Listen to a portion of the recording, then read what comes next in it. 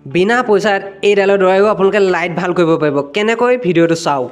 অ' বোমা কি কৰি আছে হয়? কি কৰিম আৰু বমা পকা চুলিক আহিছোঁ। অঁ চাওঁ এইডাল। এইখিনি চাওক, এইখিনি বেয়া বাল্ব এইবিলাক চাওক।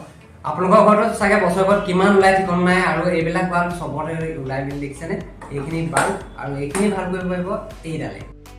প্ৰথমে লাইটৰ বাল্বৰ ওপৰৰ কভাৰটো খুলি ল'ব। তাৰপিছত ভিডিঅ'টোত দেখুওৱাৰ দৰে LED সৰু সৰু বাল্ববিলাকত আপোনালোকে এনেকৈ টুইজাৰডাল ব্যৱহাৰ কৰক। তাৰপিছত যিটো বাল্ব বেয়া থাকে সেইটো বাল্বতে দেখিছেনে জ্বলিবলৈ ধৰিছে, আৰু যিটো বাল্ব বেয়া থাকে সেইটো এনেকৈ ভাঙি দিব। ভাঙি দিয়াৰ পিছত ইয়াতে অকণমান চ'ল্ডাৰিং কৰি দিব।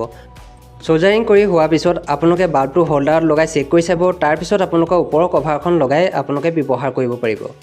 আকৌ এবাৰ দেখুৱাইছোঁ, দেখিছেনে? টুইজাৰডাল এনেকৈ চেক কৰিব, আৰু যিটো লাইট বেয়া হৈ থাকে তাত যদি আপোনালোকে টুইজাৰডাল দি দিয়ে লাইটটো জ্বলি যাব, দেখিছেনে? এনেকৈ।